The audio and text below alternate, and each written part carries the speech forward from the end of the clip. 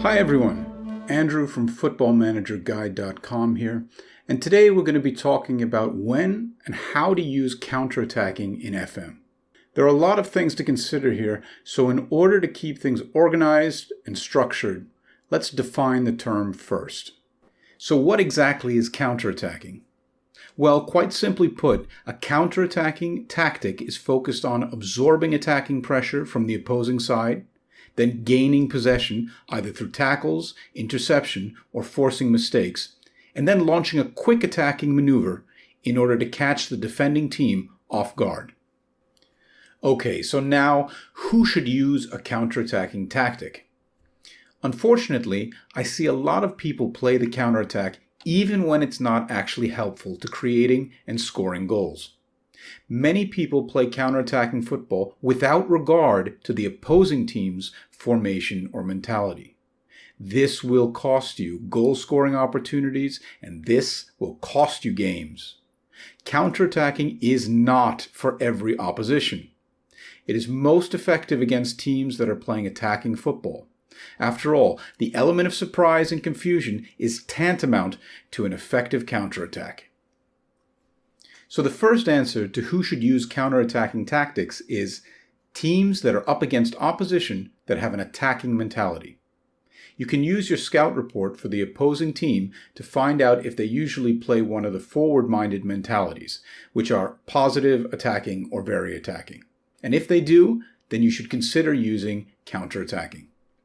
Secondly, you need a team that has the required attributes for counterattacking.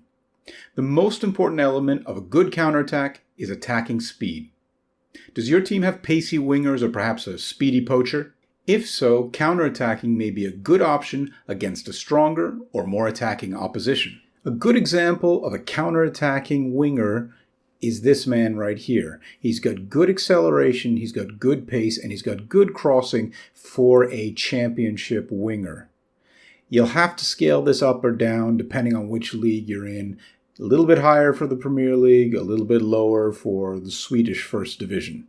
Now this guy is a type of striker that you want in counter-attacking movement.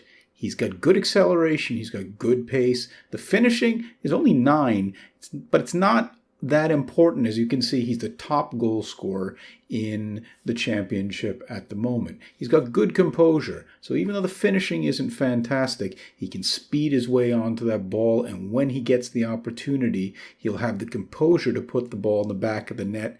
Granted, with a higher finishing rate, it would happen more often, but again, highest goal scorer in the championship. In addition to speed, you will need a visionary to move the ball quickly forward with insightful passes. Traditionally, this would be a playmaker, either deep lying in support duty or advanced playmaker in attacking or support duty. These players need creativity, especially the vision and decisions attribute, in order to find the right forward pass to slip through to your forwards. Another example from the championship, this is a pretty good advanced playmaker in support mode, or a deep-lying playmaker also in support duty. He's got good vision, he's got good technique, he's got good decisions, and good passing. Should be able to get that ball forward in an efficient and direct manner.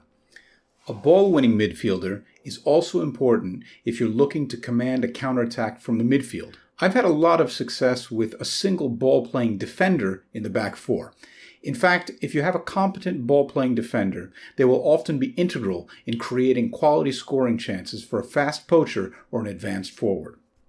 Retrieving ball possession and then launching an attack from deep is one of the most effective counterattacking strategies in the game. Plus, it's loads of fun to watch on the highlight reel. If you're going to use the ball-playing defender, this guy's a really good example. He's got all the essential defensive characteristics, good marking and good tackling, plus he's also got pretty good vision and pretty good passing for a championship defender. Look for something like this. So the second answer to who should use a counter-attacking tactic is teams with pace and either a good playmaker and ball-winning midfielder or a good ball-playing defender who can pass. We've now answered what type of opposition we can counter against, and the attributes our players need to counter effectively.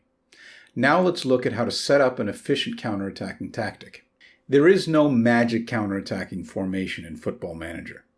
Outside of wild experimental formations, it's going to depend heavily on the strengths and weaknesses of your team. You should be using a formation that incorporates your best players, obviously. However, for the sake of this video, I'm going to be using a 4-1-4-1 defensive tactic, as it basically covers all the formation elements that we desire in a counterattack.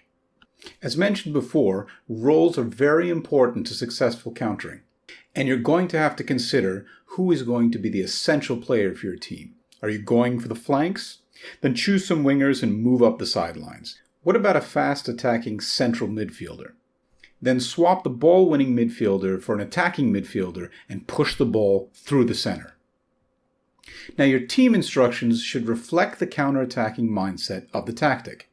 First, and probably most obviously, you should tick the counter box in transition. Next, in the interest of speed, have your goalkeeper distribute the ball quickly. If you have fast wingers, you might want to distribute to the flanks. Next, consider your passing once you're in possession. We want to move the ball forward quickly, so a high tempo and direct passing mentality would be appropriate. Moving your defensive line up a bit may help to pressure the forwards into mistakes, but you need to be careful not to let them through on the break. I would say use push higher up instructions with a bit of caution. Lastly, let's delve a little bit into mentality. Remember, we want to catch attacking opponents off guard by absorbing the pressure and then launching a counterattack. Attacking mentalities are not prudent for counterattacking because you're not allowing the opposition to penetrate your half, and therefore you're not drawing them into a position where their forward movement can be exploited on the counter.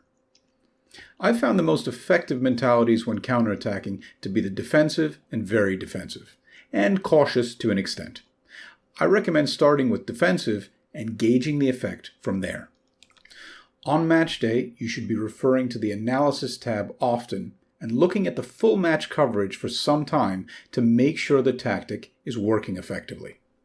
If it's not, adjust your mentality within the 3 defensive mentalities first. If it's still a failure, a counterattacking strategy is most likely not the correct approach for this match. Unbox the counter tab, get control of the game by adjusting the mentality, pass shorter and pass slower.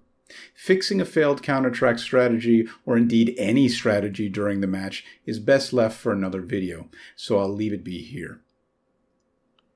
When done properly, counterattacking can take down the big guns in your division and win those big matches that make all the difference in heavy competition. With some practice, using the counterattack effectively will come as second nature. I hope you learned something from this video. If you enjoyed it, I would much appreciate a like and subscribe. There's much more to come from Football Manager Guide in the future, so stay tuned. But for now, thanks for watching and happy managing.